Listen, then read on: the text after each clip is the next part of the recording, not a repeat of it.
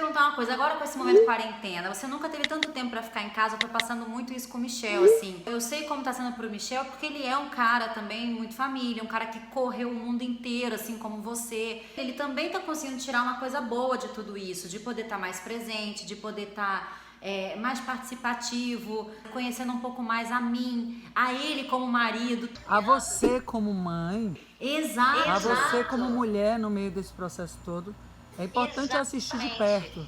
Porque de longe é admiração, de perto é percepção. E é muito isso que você está falando, assim, eu vejo muito a minha relação com o Michel também, até você organizar uma logística de você entender o momento da família, no caso de vocês 5 juntos, o seu momento com o Daniel, você casal, o seu momento você e Ivete dentro dessa casa.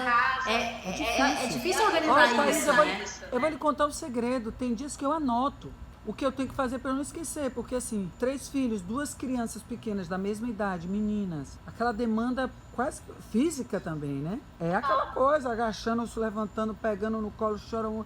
E o diálogo e toda aquela presença. Tem Marcelo que já tem uma outra idade, tem outras vontades, outras coisas. Você falou, você veio dizendo, pô, minha mãe ontem foi pegar onda comigo. É tipo, pega onda junto para não deixar sozinho, para não ir sozinho, enfim. Que é maravilhoso, eu não tenho do que reclamar. Mas anota, hoje eu tenho que ver um filme com o Daniel. E aí me policio pra tal hora, às vezes caindo uns pedaços, a gente conversa, sabe? Às vezes ele dorme no meio do filme. Quando eu tô me policiando e quando eu vejo ele também tá exausto. E tem os dias da gente ficar juntinho e namorar e tal e tal. E o dia do couro comer, tipo, você não fez isso, você não fez aquilo. E é muito normal. Agora, como é que tá sendo pra você as meninas? Elas são pequenininhas, né? Assim, não tem muita noção do que tá acontecendo, mas, por exemplo, aqui a Melina e o Teodoro, eles meio que já sacaram o movimento, já entenderam.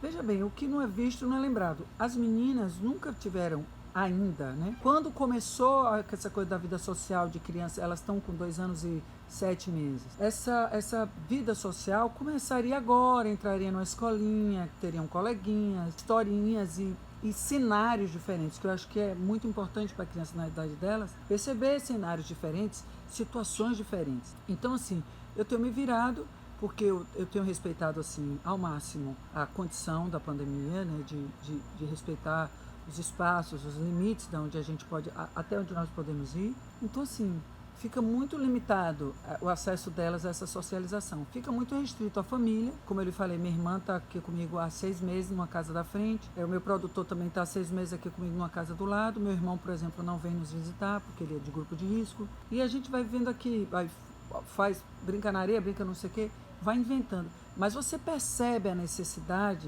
muitas vezes... É o que eu tô passando com o Teodoro aqui, que tem 3 anos. De romper essa... A gente faz meio que virou uma bolha, né?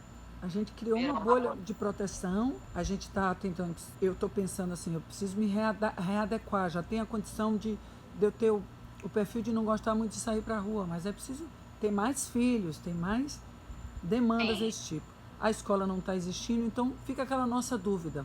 Poxa, será que os meus filhos vão perder? Eu não diria no aprendizado, que a gente está ali em cima, né? Mas eu perder na socialização, nessa saúde mental mesmo. De alguma maneira eles percebem, assim. A gente tem muita sorte deles terem um ao outro, pelo menos, né? Aqui em casa eu vejo muito isso com a Melina e o Teodoro. Pelo menos eles têm um ao outro, porque me incomoda demais. Eu falei pro Michel, daqui a pouco vai fazer 1 ano que eles não conviveram com nenhuma criança. Eles não conviveram em nenhum outro ambiente, a não ser o ambiente nós dentro de casa. Isso me angustia um pouco, assim, né? Angustia porque nós não vamos saber qual será a reação deles, o que se perderá com isso. Mas assim, Thaís, uma coisa que essa pandemia também trouxe para nós, aqui em casa, eu sou uma pessoa muito ansiosa, assim, sou uma pessoa muito precavida, controladora, futuro, amanhã, o que vamos fazer hoje? Vamos fazer isso? Amanhã me planejo e tal. E a gente precisa entender um pouco que nós estamos um pouco fora de controle. A gente não controla as coisas. Não um pouco, a gente está totalmente fora. Nós não somos controladores, nós vivemos a ilusão de que controlamos alguma coisa. Então, assim, pela própria natureza dos fatos, todas as crianças estão vivendo isso. Podem vir sequelas dessa situação e podem vir crescimentos outros que nós não tivemos nas nossas gerações e que essa geração vai ter que lidar com isso. Então, assim, é um pouco viver um dia de cada vez, senão a gente vai ficar louco. Mãe de adolescente, tá preparada? Mãe de adolescente? É assim, eu acho que a gente tem a mãe e o pai, como eu falei, aquele que cuida, aquele que ama, né? A gente tem que ter toda uma condução. Eu acredito muito no diálogo, eu detesto conversas violentas, qualquer conversa violenta. Mas uma coisa que eu passo para o meu filho é o seguinte: meu filho, não há como se sobrepor a uma coisa que sua mãe tem, que é tempo de vida, de experiência. Até que você ganhe a sua experiência, e eu estou aqui para ajudar você, você precisa escutar não só a sua mãe, mas as situações, os chamados, os receios, a sua responsabilidade com você mesmo. Por quê? Porque você está acostumado a alguém ser responsável por você. A independência tem muito a ver com a responsabilidade que você mantém sobre você. Então, se você não quer assumir responsabilidades, aprenda. Vá aprendendo o máximo que você puder. A adolescência é um universo assustador para os pais, né? Isso está em livros, isso não sou eu que estou dizendo. Qualquer pessoa, nós fomos adolescentes, nós somos sobreviventes de muitas situações difíceis e que a gente dá graças a Deus. Quando eu coloco meu filho nas situações que eu vivi adolescente, eu tenho vontade de me jogar no chão.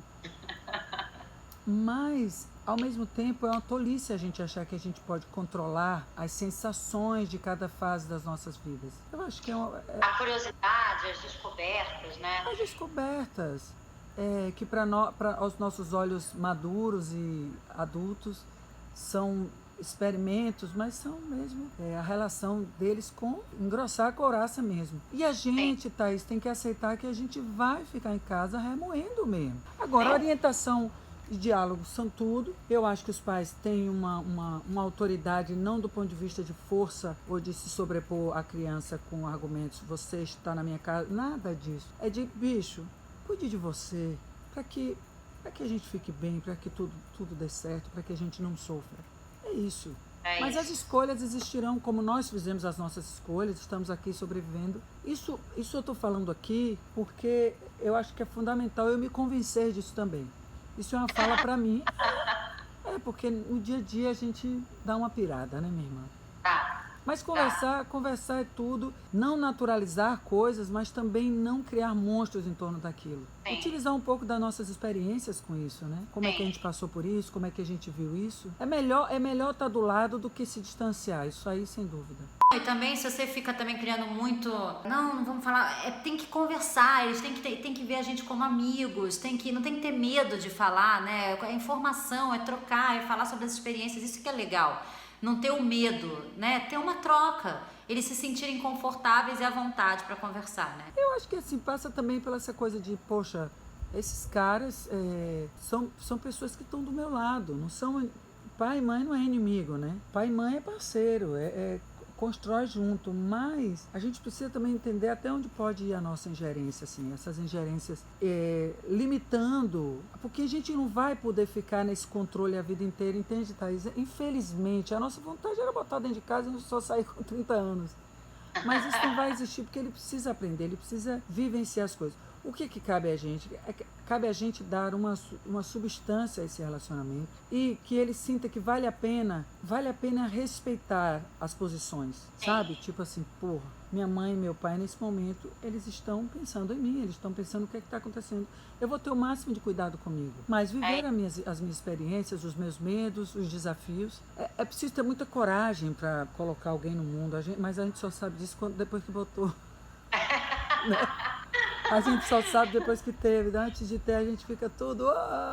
Deixa eu te perguntar, sobre a sua carreira, 25 anos, ano passado teve o DVD de 25 anos e tal, e aí de repente veio a pandemia, você se adaptou e começou a fazer um monte de coisas novas, você tem esse gás, né, essa coisa dentro de você de estar sempre produzindo, você em algum momento, você já pensou em parar, assim, já te deu uma vontade de falar, cara... Parar é uma coisa eu acho muito abrupta. Eu acho que a gente precisa ter equilíbrio até para dar um tempo. Por exemplo, esse tempo que a gente está dando na pandemia, ele é um tempo que cria-se uma outra oportunidade de ser criativo e tal. Então, nem tudo tem que ser tão drástico. É preciso experimentar. E a condução disso também não precisa ser drástica. Esse meu trabalho, o trabalho da gente com música, com gente... É um trabalho que tem que ter uma relação emocional muito, muito forte, muito honesta. Eu sou uma pessoa que eu não me pressiono. foi uma coisa que eu sempre fiz na minha carreira. Eu nunca me pressionei por nenhum movimento, nenhuma circunstância. Eu nunca fui pro meu juízo e dizer, você tem que fazer isso, senão, meu Deus. Eu sempre acreditei que o que é para mim vai ser para mim e o que não é para mim não vai ser para mim. Eu posso fazer tudo o que você imaginar. Eu tenho essa tranquilidade de entender que o meu processo, ele é muito valioso porque ele é verdadeiro. Isso é uma coisa muito boa. Acabando a pandemia, o meu trabalho voltará. Eu posso criar milhões de oportunidades a partir do meu olhar sobre o meu trabalho. Porque às vezes a gente limita o olhar porque a gente já preconcebe uma ideia que jamais será transformada. Então, eu acho que primeiro quem transforma é a gente. Que possibilidades eu posso ter? Que possibilidades eu quero ter? Que tipo de vida eu quero viver? Porque o olhar do sucesso é um olhar muito míope. O olhar que nós temos sobre o sucesso. Sucesso, ele pode estar representado de várias formas. Mas a maior, na minha cabeça, mais digna e satisfatória é o sucesso que eu tenho quando faço as minhas coisas. Aquilo me deixa feliz. Aquilo funcionou para mim. Isso é essencial. Mas devo isso também a um tempo de estrada, de experiências, encontrando pessoas que me ensinaram muitas coisas. E eu tomo isso como um ensinamento porque, de fato, pessoas me ensinaram coisas que hoje me dão muita tranquilidade de respeitar o meu tempo, de entender ciclos. O artista precisa entender ciclos. Ele precisa entender que para todo artista existe o auge criativo, existe o ócio criativo. Tanta coisa que é possível flutua ali, escreve dentro da palavra sucesso. É tão bonito isso, porque é isso que toca a gente. A gente olha, é a sua verdade, é a sua essência. É tão gostoso isso, sabe? É, assim, tipo, Teló, eu gosto da música de Teló. Eu gosto e vou estar sempre conectada, entendeu? Com esse artista. E quanto mais verdadeiro ele for, mais essa conexão se fortalece. Você já pensou em fazer algum projeto infantil? Você não pensa em fazer nada agora? Sim, inclusive estava conversando sobre essa possibilidade, assim. Não necessariamente com música, mas com livros, assim. Eu crio muitas histórias. A gente lê muito aqui. Eu leio muito para as meninas e Marcelo vai na marra, ele começa na marra, depois ele se diverte. A gente gosta muito do livro físico, embora tenha as possibilidades do livro virtual, mas o livro físico ele cria um rito. E eu conto muitas histórias para os meus filhos criadas por mim. Que legal. Eu viajo muito, assim. E a gente vai gostar de ouvir suas histórias. Eu vou criando muito ao sabor das situações, assim. Marcelo foi comigo para uma fazenda, gosta de montar cavalo, aí eu crio uma história com fazenda, mas também eu crio todo um reboliço em torno daquilo, ele se diverte. Elas também, eu conto várias historinhas, faço muito teatro para elas, é massa. E a quarentena, você já desenvolveu alguma mania de quarentena? Menina, deixa eu pensar aqui.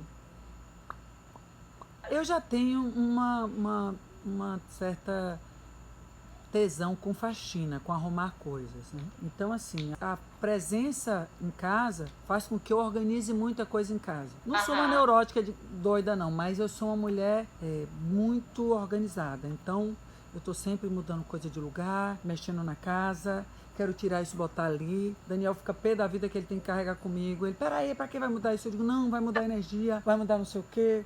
E sou muito isso. E ele tem feito assim, a gente está na casa de Praia do Forte, nós temos uma área verde aqui bem massa, então a gente está plantando muita fruta, plantando coisa, enfim, então a gente está criando coisas aqui, mas tudo muito prazeroso. Qual a primeira coisa que quer fazer quando acabar a quarentena? Olha, eu estou sentindo muita falta de meu irmão, Ricardo, que desde que aconteceu a quarentena a gente não se vê, então acho que eu vou logo lá ver ele, a gente vai se encontrar. Os amigos, né? E assim, sem dúvida nenhuma, essa coisa de abraçar ficou uma coisa estranha, assim. Eu tenho feito de forma esporádica, eventualmente, alguns trabalhos de imagem e as pessoas todas estão equipadas, tem 1000 testes, aquela coisa toda, e as distâncias que são estabelecidas. E é muito estranho você não poder abraçar seus amigos, as pessoas que você gosta, aqueles cumprimentos de longe, máscara e tudo. E o show, né? Eu acho que eu vou fazer um show assim, tipo, me exibir bastante, que eu tô com a carência de me exibir. Estarei lá com toda certeza. Obrigada, viu? Eu amei nosso papo e amei a mensagem que você deixou. Muito obrigada de todo o meu coração por esse tempo que eu sei que tá corrido, um dia inteiro de trabalho e mesmo assim você com o maior amor, passando sempre a sua verdade, a sua essência, a sua energia. Muito obrigada. Você é uma lindeza, adorei seu livro. Acho você uma mãezinha muito linda, muito leve, tranquila, isso é massa. Nos inspira muito também. É muito engraçado, porque eu digo, toda vez que eu vejo você e Telo assim, vocês dois, aí você fala, um momentinho, eu e marido. Eu falo, putz. Aí Daniel fala, tá vendo aí? Aí, ó. Eu digo, momentinho, eu e marido. Aí eu digo, ainda bem que eu vi isso agora. Momentinho, vamos ver um filme, vamos tomar um vinho, uma coisa assim. Momentinho. Agradecer a inspiração de vocês, que vocês só inspiram. Obrigada, tá? Ó, beijo, se cuidem muito aí. E eu espero que em breve a gente consiga dar um abraço gostoso. Vamos sim, vamos botar as crianças juntos, eles vão curtir muito. Dá um beijo em Telozão aí, meu Eu amigão dou. querido, que eu amo tanto. E você, que é uma lindeza e amo também. Eu dou. Beijo, viu? Gente, eu amei bater esse papo com a Ivete. Ela é muito especial na minha vida. Desde que eu comecei a trabalhar na televisão, eu já era fã da Ivete. Já me emocionei muito com ela e agora poder ter essa amizade com ela, depois então que ela tava no The Voice com o Michel, enfim, a gente poder se entrosar mais, bater mais papo, foi muito especial e pra mim foi assim uma honra ter essa pessoa tão maravilhosa que eu admiro tanto aqui no canal com a gente. Então, ó, espero que vocês tenham gostado, dá like, compartilha, manda pra um monte de gente, fala que a Bebeta tá aqui no canal da Tá Festosa, tá bom? E é isso. Beijo, até semana que vem.